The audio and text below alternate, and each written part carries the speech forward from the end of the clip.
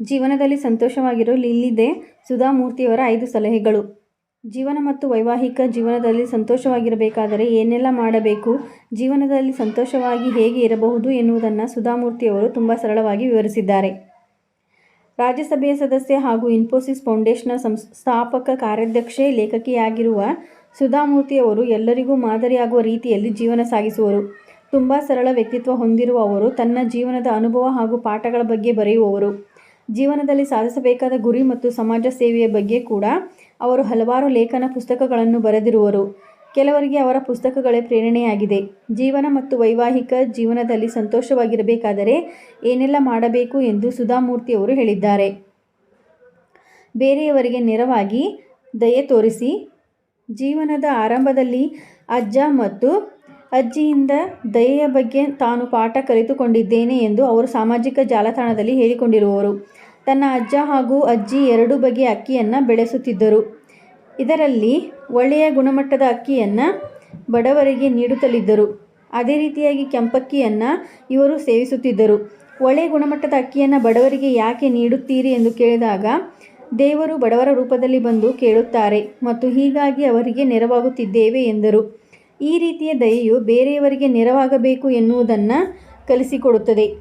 ಈ ರೀತಿಯ ದಯೆಯಿಂದಾಗಿ ತುಂಬ ಸಂತೋಷ ಸಿಗುವುದು.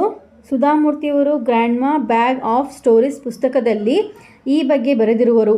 ಜೀವನದಲ್ಲಿ ಏನಾದರೂ ಗುರಿ ಇಟ್ಟುಕೊಳ್ಳಬೇಕು ಮತ್ತು ಬೇರೆಯವರಿಗೆ ನೆರವಾಗುವ ಜೊತೆಗೆ ಏನಾದರೂ ಸಾಧಿಸಲು ಪ್ರಯತ್ನಿಸಬೇಕು. ಸರಳ ಜೀವನ ಸಾಗಿಸಿದರೆ ಆಗ ಜೀವನವು ತುಂಬ ಸುಲಭವಾಗಿರುವುದು. ಜೀವನದಲ್ಲಿ ಹೆಚ್ಚಿನ ನಿರೀಕ್ಷೆಗಳಿಂದಾಗಿ ತುಂಬ ನಿರಾಶೆಗಳು ಉಂಟಾಗಬಹುದು ಎಂದು ಸುಧಾಮೂರ್ತಿಯವರು ಬೆಂಗಳೂರಿನ ಶಾಲೆಯೊಂದರಲ್ಲಿ ನಡೆದ ಕಾರ್ಯಕ್ರಮದಲ್ಲಿ ಮಕ್ಕಳಿಗೆ ಹೇಳಿದ್ದಾರೆ.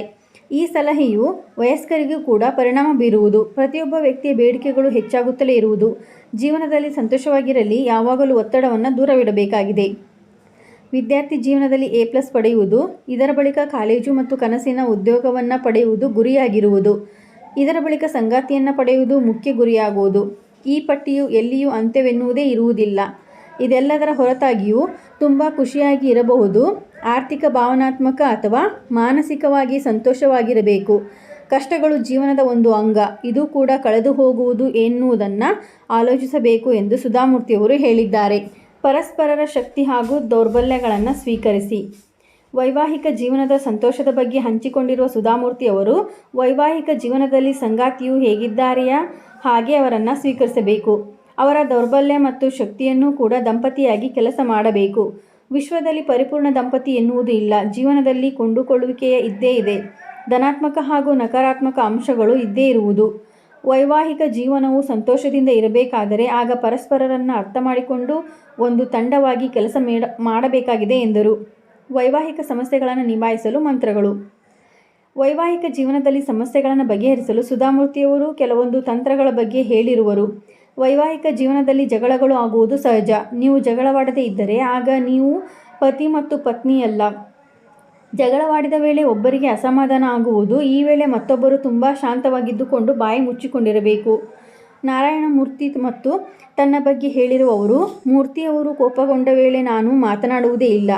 ಅವರು ನನ್ನ ಕೋಪವನ್ನು ಹೊರಗೆ ಹಾಕಲಿ ಮತ್ತು ನಾನು ಮಾತನಾಡದೇ ಇರುತ್ತೇನೆ. ನಾನು ಕೋಪಗೊಂಡ ವೇಳೆ ಅವರು ಮೌನವಾಗಿರುವರು. ನಿಜ ಜೀವನದಲ್ಲಿ ನಾನು ಹೆಚ್ಚು ಮೌನವಾಗಿಯೇ ಇರುತ್ತೇನೆ. ಇಬ್ಬರು ಜೊತೆಯಾಗಿ ಅಸಮಾಧಾನಗೊಂಡರೆ ಆಗ ಇದರಿಂದ ಮತ್ತಷ್ಟು ಜಗಳವಾಗುವುದು ಎಂದು ಸುಧಾಮೂರ್ತಿ ಹೇಳುವರು. ನಿಮ್ಮದೇ ರೀತಿಯಲ್ಲಿ ಜೀವನ ಸಾಗಿಸಿ. ನೀವು ಎಲ್ಲರನ್ನೂ ಮೆಚ್ಚಿಸಲು ಪ್ರಯತ್ನಿಸಿದರೆ ಆಗ ಯಾರನ್ನೂ ಮೆಚ್ಚಿಸಲು ಆಗಲ್ಲ. ಬೇರೆಯವರ ಸಂತೋಷಕ್ಕಾಗಿ ನಾವು ಜೀವನ ಸಾಗಿಸಲು ಆಗಲ್ಲ ಎಂದು ಸುಧಾಮೂರ್ತಿಯವರು ತನ್ನ ಪುಸ್ತಕ ವೈಸ್ ಆ್ಯಂಡ್ ಅದರ್ ವೈಸ್ನಲ್ಲಿ ಬರೆದಿರುವರು. ಪ್ರತಿಯೊಬ್ಬರೂ ತಮಗಾಗಿ ಮತ್ತು ತಮ್ಮದೇ ಆದ ರೀತಿಯಲ್ಲಿ ಜೀವನ ಸಾಗಿಸಿದರೆ ಸಂತೋಷವಾಗಿ ಇರಬಹುದು. ಎಲ್ಲರನ್ನೂ ಮೆಚ್ಚಿಸಲು ಆಗಲ್ಲ. ಈ ರೀತಿ ಮಾಹಿತಿಗಾಗಿ ನಮ್ಮ ಚಾನಲನ್ನು ಸಬ್ಸ್ಕ್ರೈಬ್ ಆಗಿ ಮತ್ತು ಶೇರ್ ಮಾಡಿ. ಧನ್ಯವಾದಗಳು.